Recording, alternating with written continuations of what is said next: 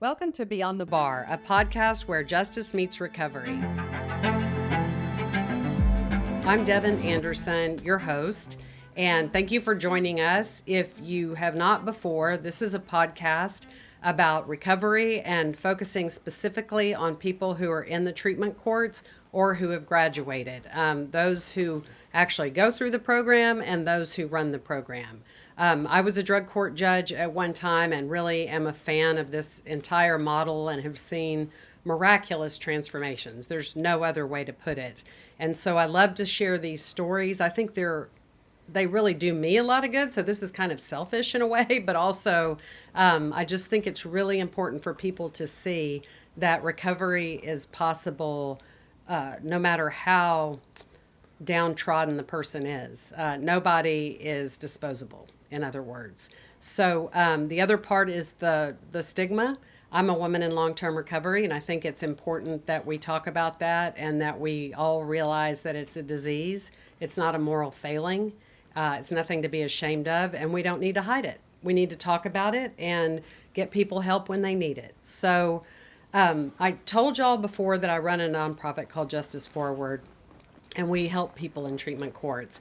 And we started off in a long time ago, in 2003, just helping the 4 drug courts in Houston. But when I got hired in 2019, they hired me to expand it to help all the courts in Houston, which we started doing, and we rebranded to Justice Forward. Then we moved to Galveston and started helping a couple of courts there. And now we're also in Fort Bend County, which is a huge, really cool part of the greater Houston region. I mean, it's very diverse area, very progressive. The criminal justice system, the DA down there, Brian Middleton, and just the judges, they strike a really great balance, in my opinion, between helping rehabilitate, but also taking care of the people who are hurting us. I mean, they just have a really good balance, and that's a real hard tightrope to walk. And so today I have my first Fort Bend County guest. Is Kyle, who was a graduate from the CARD drug court program. And I'm so glad you're here. Thank you for driving up the highway to come up here. Yeah. So how many years sobriety do you have? Coming on like 2.5 right now. 2.5 years. Yep. Yeah. Oh, and I know we'll talk about that. But Yeah. Is that when you graduated when did you graduate from drug court? Like 8-9 months ago or whatever. Okay, so pretty recent. Yeah. So Yeah. how did you find the program? I got a DWI, and I mean, it was really embarrassing. It had been many, many years. I've been sober for almost 10 years, or more than 10 years. Hadn't had a drink in 12 years when I got pulled over. I don't know anything about where you grew up or anything like that. Okay. I like to be surprised. Sure. Too, so. Okay, great. So grew up in Sugar Land. My father was first of all, addiction is rampant in my family. Both sides, alcoholism, drug addiction. I didn't actually even know that until when I got into college. I had to do a genealogy report where like the thing was, go ahead and call the oldest person in your grandparents and find out about your history, right? I had a real small family at that time, just like one cousin. Our family portrait could be like on a selfie, you know? Yeah. And when I called my grandma to ask, I was like, well, did no one ever have kids? Did whatever happen? They're just like, no, they never made it. And it was like, I was probably drinking while I was talking to her at that time, right? But I just realized that it was in our whole family, you know, and on both sides then. But my dad, he was a doctor, and he was an alcoholic too, a high-functioning alcoholic. And moved here from Chicago. He had finished residency, and they said Sugar Land was short on surgeons. And they said, like, if you move to Sugar Land and set up practice, we'll pay 80% of your school loans off. This is back in like early 80s, you know? We're moving to Texas. So shortly after that, I was born, and that's how that started with me being here. But so you grew up in Sugar Land. Grew up in Sugar That's Land. a pretty small community. No. It's a nice area. I know. Oh yeah. Yeah. But I meant, like, I feel like it's not. I mean, it's not a gigantic city. No, not really. Yeah. Yeah. And my dad, because of how he grew up, both of his parents actually passed away when he was really young. Like his dad when he was 8, his mom when he was like 14. Oh. And he ended up like having to make it on his own, put himself through college, full scholarship, became a doctor. So in his mind, it was like, I can do everything I put my mind to, except he could not stop drinking at the end. So, but anyway, that initial kind of discipline, Kyle, if you're going to do school, straight A's. There is no such thing as a B minus. Like I would come home like, hey, I want my allowance. I got 4 A's and a B minus. I ain't giving you an allowance for a B minus, that kind of stuff. That was like, if you're going to play sports, you're going to be the best, and that's it. So I really focused on school sports. And then the third hobby of mine was exploring drugs and alcohol, and I did all 3 of those very, very well through high school. I ended up getting a full scholarship to college, playing NCAA sports. What'd you play? Soccer. Oh, okay. Yeah, I played all when I was younger, then I had to pick one. So he just said, you got to pick one of these, and I picked focus. soccer. Yep, went through Where'd you go? St. Edward's University in Austin, Texas, like that. It's a private Christian school. But I almost lost my full scholarship my freshman year in college because, again, I was already partying, doing everything you can think.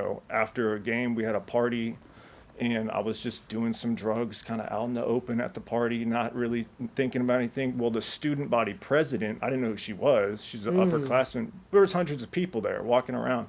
She saw me and some other guys, was like this with the dean, goes back, tells the dean, hey, we got a problem here. You got this captain of the soccer team doing drugs in front of people. What kind of drugs? Yeah, it's probably doing a lot at the drinking and popping pills, but they actually witnessed me doing cocaine at a party with other people.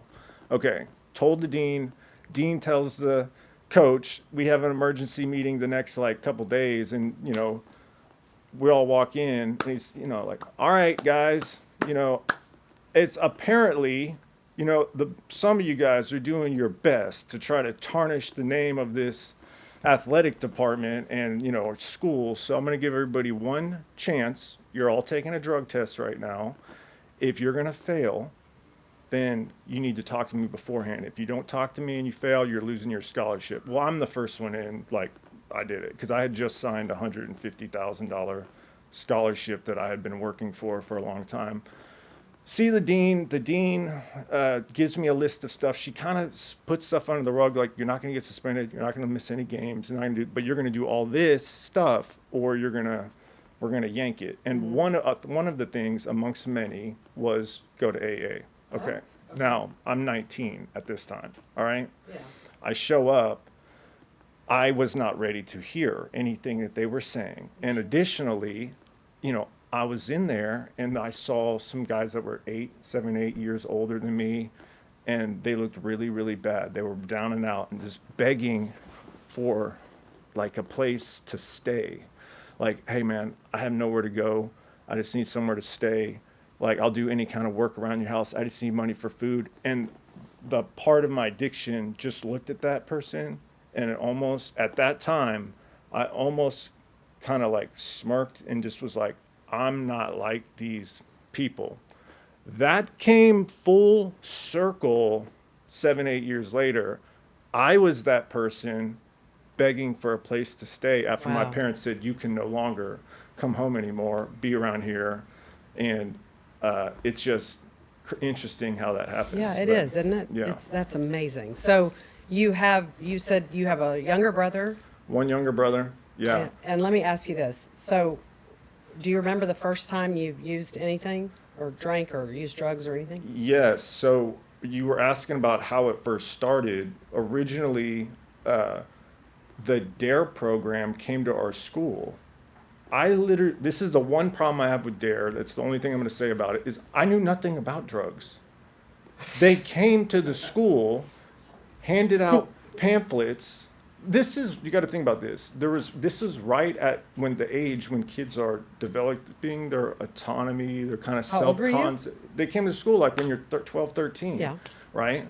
You're just starting to be really curious, starting to rebel a little bit. Like when mom says no, that means kind of like, well, just when she's not here kind of thing. That's when it's starting, you know? Yeah. And there was one game that every kid in the whole country played when they were all together, when the parents were not around. Do you know what it is?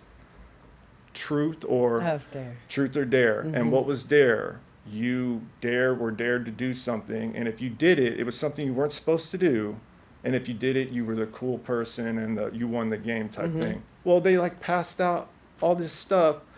The presentation was approved. They're just up there like popping over a briefcase with drugs. Like, this drugs were seized from a drug dealer, and we got his Corvette too, you know?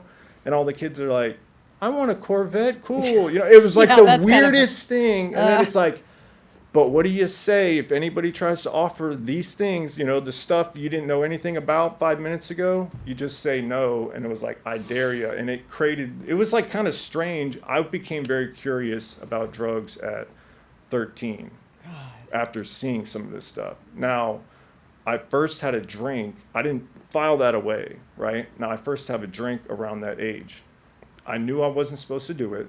I tried it. I liked it. Immediately, I grabbed 3 or 4. My parents are having like a barbecue or something, you know. I grabbed 3 or 4 more, put it in my shirt, ran up to my bedroom. Beers? Yeah, Yeah. exactly. The first time I ever drank this, I was already just demonstrating the addict, alcoholic Just like a flip, behavior. a switch. And the Yeah. only thing that can explain that is the heritability factors, because that's not normal. Right. That's it. It's like I was like professional day one. Steal it, hide it. I need more of this. Be secretive. Crazy. So Yeah. I got really into. I made the correlation. I wasn't supposed to do this. It felt good. I'm not supposed to do these other things. What are these other things? So just the natural curiosity and being at the age where you're entering high school and being able to explore took it. That's how it started. By the time I graduated high school, I'd probably tried almost everything. I'm not addicted to anything, but I had tried not heroin, not PCP, but like the stuff that you can get in high Yeah. school. So And so it continued into college. through college now, You graduated though. top of my class, like 4.0, yeah, full scholarship. It's crazy. So, but what happened is my freshman year, when that event happened, I made the decision. Not the decision. It was almost like another switch happened. I said, moving forward, anything I do, any type of drugs, any kind of partying, needs to be done in secret, alone, or with a very select group. That's a strange, like, psychic shift that happened to where, not in a good way either, but I had my teammates, that group of people, my soccer guys that we trained and studied, and then the schoolmates that we did projects, and then my druggy buddies. friends. That's right. That was secret. And I kept that going until I got out of college all the way. Now, my parents really had none the wiser. All they're looking at is, I'm sending them my transcripts, straight A's. He's got a full ride. What can you say to something like that? Right. You know? Right. So what was your next? What'd you do after college? well, I got hired on at a CPA firm. Actually, in order to get a CPA, you need 153 hours to do it. Well, my 4 years at NCAA, that's 4 years. I had like 123 or 29 credits. I needed 24 credits in my last semester, I took 24 hours, which is like, you can't even take that many. I had to go 2 schools. I had to enroll at ACC. Yeah. And I spent the whole 6 months in the library just taking Adderall and Vicodin for all 6 months. By the time I got out into the workforce, I was already physically dependent on pills and used to putting in long hours with intellectually stimulating stuff that I had to focus on. And that, it kind of just kept going like that, getting worse and worse. And when I found the pain management stuff, I got moved back to Houston, Sugar Land, to be with parents for a little while because I was CPA didn't necessarily turn out how I thought. I wasn't going from school to sitting in a cubicle for 60 hours. It wasn't exactly What you wanted to do? I did not think it was going to be like that. Yeah. It's kind of a So, sweatshop your yeah. first couple of years, isn't it? Yeah, yeah. Yeah. So when you say you keep saying pain management. I think of pill mills. That is what I mean. Okay, Well, where that's you what they walk call in it. and you tell a doctor something, I'm in pain. Right. Look, You play a little game to get the pills, and they're crooks, right? Basically. essentially, yeah. Yeah. I mean, the flyer that I originally saw got put on my car, and it was like, A1 pain management. God. Pain. There's no need to suffer in pain. Come see me. Remember, all pain is subjective. Wink. Like that kind of thing. You're like, okay, way. yeah, like just like that. Was that here or Sugarland? Houston. Well, in Sugarland, but all the pain clinics were in Houston, all over the place. Yeah, and I ran that little thing out for like 4 years straight. Just And that was you were working still as CPA? Oh, I never got my CPA. I wanted to do it. Then that was part of like almost came like depressed because I've spent so much time wanting to do that, and then I decided that it's probably not going to work, But I still stayed in different corporate roles and stuff like that. But I kept getting let go after a year, 18 months, because I kept missing every once a week. Yeah, it was like the same thing kept happening, and I don't know, man. So what happened where you said your parents kind of cut you off? Because I actually got kidney stones from eating. There was so much Tylenol I was eating. I got kidney stones really bad. And I was like, that's like the worst. First, I was detoxing or withdrawing from painkillers and had kidney stones. You can't imagine the worst thing in this. Well, I basically called my mom. Was like, she didn't know the extent of everything that was going on. And I just said, I need help. I need to go to rehab. They started the rehab process, went to a couple of those, and those aren't cheap. And it burned through a bunch of my parents' money, and because they didn't know how bad it was before. Like, I've been doing this for 10 years, 12 years. In their mind, they really thought a 30-day was going to do it, but and it did not. So I kept being able to go back to payment here and there, and then they got tired of it, and they said, you can't come home anymore. And you weren't working at that time? I was basically unemployable at that part of the thing. But no arrest yet? I had a few run-ins, like PIs, like a resisting. In college, I did have a DWI where I fell asleep. I was in my car sleeping with the car off. I mean, the ignition on, but not driving. I was in a parking lot. That was one. Yeah, and then when I actually got in trouble that I went to jail for my felony was a few years later when I was like 28. So well, in between that time when your parents cut you off, you're not working, and you get arrested, how are you eating, living? Exactly. So this is how resourceful people are when my dad literally said, because I kept kind of like stealing from getting in his wallet, he's just getting tired of it, like, you can't come home anymore. And he's like drove me up to the gas station. I literally had a phone and an ID, nothing else, no car. And he's like, call your boys, put 35 cents in my hand. This is back when like payphones, Yeah. I called someone. I was gone for a year. They could not believe it. I just couch surfed at like 6 different friends' houses and would have people like help me like pay for my doctor visit, and I would kind of like break them off some of the pills. Yeah, that's it. And I just existed couch surfing, helping people out at their house, doing those stuff just so I wasn't a nuisance and a like drag on their existence. Stay with you for 2 weeks, go over here for 2 weeks, and then 2 months later, hey man, can I come back around for 2? And I did that for a year. Wow. And I came back home and they're like, how did he just do that? He had no money, nothing. I dropped them off at a payphone, Did they take you back, your parents? They took me back, yes. And then this is how I actually end up getting arrested. My dad said, first of all, you couldn't believe that I was coming back, that I made it back or whatever. Yeah. But he had to go run an errand, and he said, I have to go somewhere. He said, do not take, because he had 3 cars. He's like, do not take any of my cars anywhere. I said, I'm not going to take your cars in a car. He's like, do not take my car anywhere. I was like, I promise, I will not take your car anywhere. He leaves, I jump in his car, go to buy a couple pills from a friend. On the way back, I get in a fender bender in his car.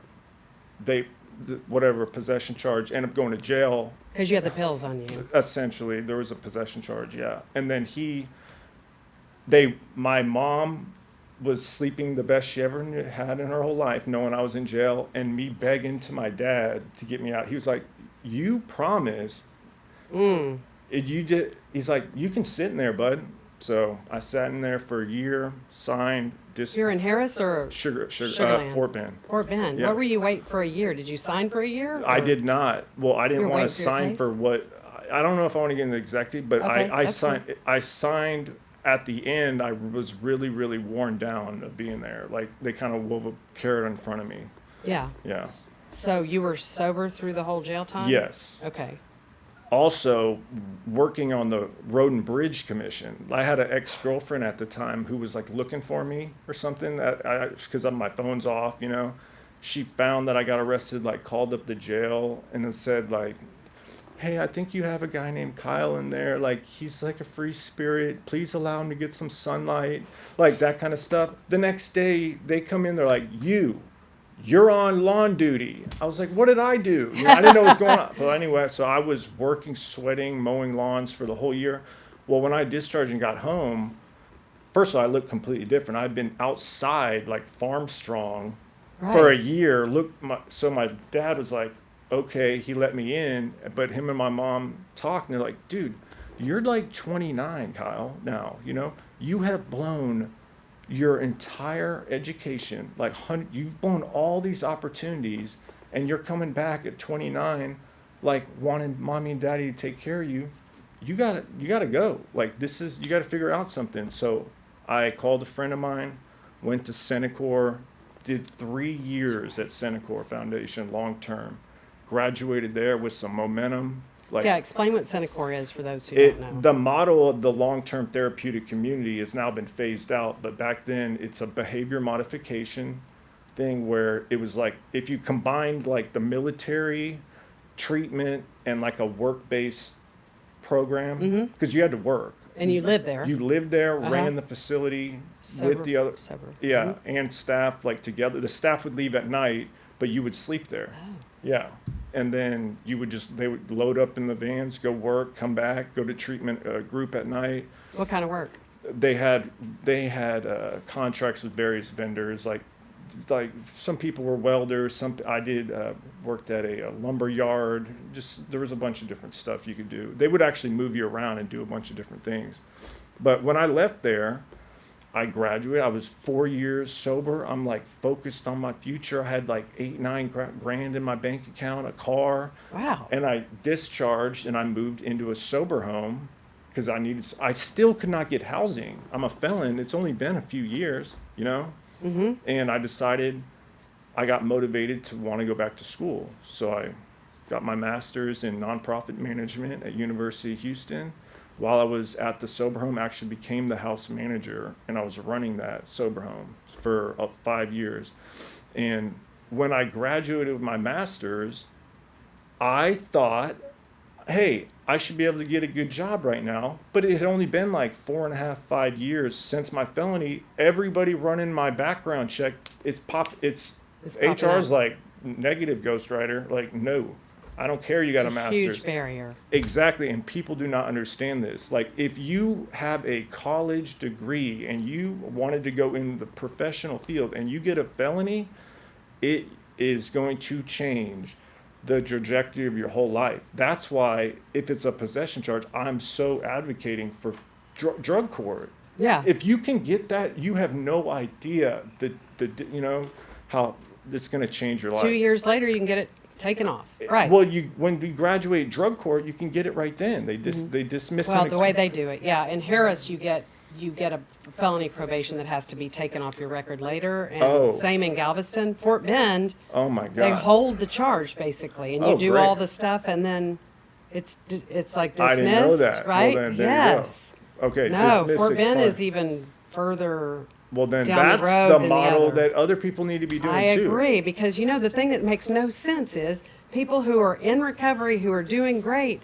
all of us, they can't support themselves. So what happens, How do you do that? How do you find a place to live with a felony? How do you find a job with a felony? It is so ridiculous. And, Right. they talk about right now, like people are saying, the job market's so hard, things. I'm like, tack a felony on it, Yeah, buddy. then forget tack it. Tack a felony Right. on it. Now, if someone was already in the trades, was already an experienced welder, already experienced Sure. AC technician, that happens, they're going to have less problems. But if you're going to school to be a banker or an accountant or a Right. lawyer or Right. anything, Yeah. you got problems now. So you have a master's and you can't get a job. Cannot get a job. I literally was the valedictorian of grad school.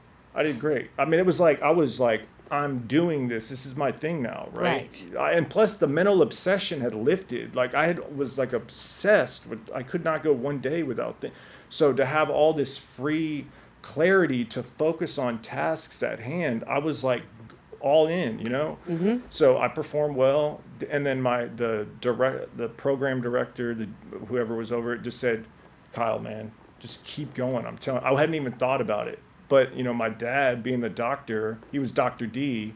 I almost like started merging into I was like, I'm gonna be a doctor. I'm gonna be Dr. D too, right? My dad had already passed away, at that time, Mm-hmm. but I just kept going. Got my PhD, and was a few years ago, about 3 years ago. Congratulations. Yeah, thank you. And what's your degree in, your PhD in? Community and economic development. Yeah. Okay, that's Yeah. great. Yeah. So let me ask you, how did you have you had scholarships that paid for the school? I had partial. Now remember, I had a bunch of money saved up leaving Senecor. Yeah. It's like 7-8 grand. Side note: somebody hit my car back then and totaled it. It wasn't my fault, but I got a big payout from the car, and I was already running the sober home. It was on site, and I was like, made the decision, man, I'm just going to put it all on things. So I paid for my school with my savings and the money from the car. Got through grad school like that, no school debt. That's great. And then I got a big scholarship for the PhD, and then my grandma actually helped me out a little bit with that because she was like, my grandson, is like, so proud of Yeah, you, I'm yeah, sure. exactly, yeah. You turned your life around, exactly, right? yeah. So after you got the PhD, what happened? Okay, I left the sober living home. One thing that happened the whole time I was at the sober home, it was my job only.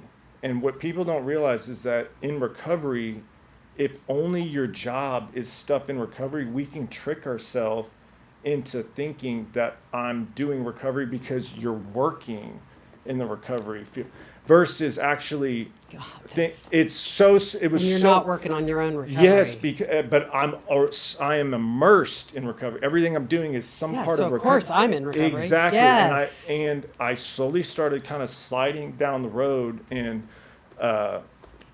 this event happened. My mom and the company actually got sued for this, and I made a TikTok about it, about how the first episode of use of me drinking happened. It was a complete accident.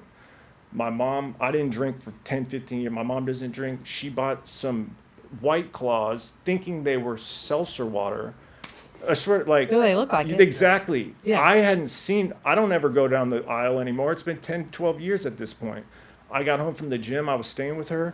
I'm tired. Just open the fridge. They're right there next to the Perrier water. I grab it. I'm drinking. I don't even taste it. I don't know. I'm not thinking about it. I drink one, drink two. I start feeling it, realize it's alcohol.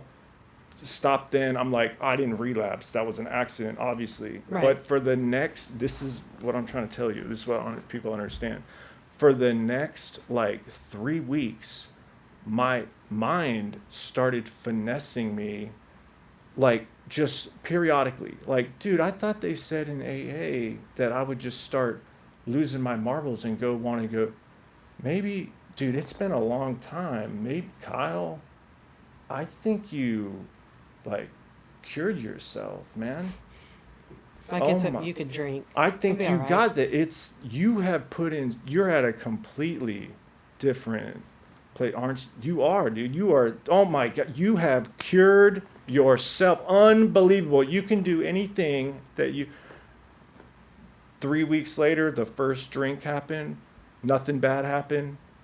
Weekend, just started weekend, Friday, Saturday, Sunday, Thursday, Friday, Wow, Saturday. nice. Why are you drinking these? These are so much. Just get a little vodka. Thursday, Friday, drinking vodka. Now I'm working remotely, and you can have a drink. It just happened, and within a year, I'm drinking every day, man. And Wow. was driving over to somebody's house just after work, my back tail light was out. I didn't know. I mean, cop pulled me over and honestly, it probably saved my life because I've already did jail. I already did the institutions and rehabs. Right. What's left? Right. I would have ended up just like everybody else in my family. So God had to intervene. I had to have a spiritual intervention, a state intervention, and it saved my life. And now drug court or treatment court is actually allowing me not to start the justice impacted cycle back over again. I'm getting a second chance, man. And I'm going to take full advantage of it. I'm never, ever going to drink again for the rest of my life. Ever, never drunken. It's been a long time, but I'm starting over. I'm a recovery coach now. I got certified. Congratulations. Yeah. That's great. Yeah. So what did you think was the most effective thing about drug court? Like, why did it work for you? Well, for one, there is a lot of structure. Mm-hmm. And it doesn't hurt that there's a fear what could happen to you if you don't, right? Like if I don't graduate or something happens and I get in trouble again or I do something I'm not supposed to, there are consequences, and I have already agreed and signed to those consequences. So a little bit of fear, but it's a very balanced approach. You're getting drug tested, so all the time. There's no way to fake it. You're going to be sober through this thing, no matter what. You're getting treatment. You're getting support from other people. And then the goal of the sobriety and having your case dismissed, expunged, to have to move forward again without, you can clear your karma from the past, man. It's a lot. Yeah. So I really enjoyed talking to you. Thank you. Your story is amazing. And I think your description of your relapse, so to speak, is so impactful. It's just, you can't let your guard down, and you're right. You cannot. Man, I work in recovery, and that hit me right between the eyes. Like sometimes I think, I don't need to go to a meeting. I've been working on Justice Forward all week. Well, that's not the same thing, is it? Right. It is.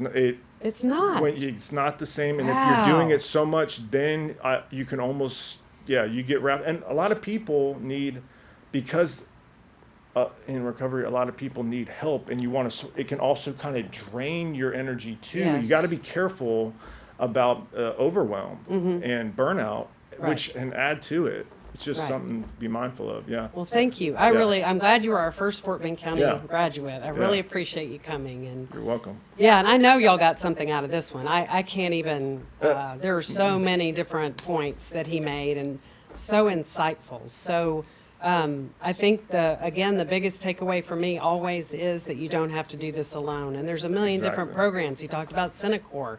That's a good one. I'm sitting in the Council on Recovery. Always a good place to go if you need help. You just don't have to do it alone. So let us know what you thought about this podcast. Share it, and I'll see you next time. Thank you.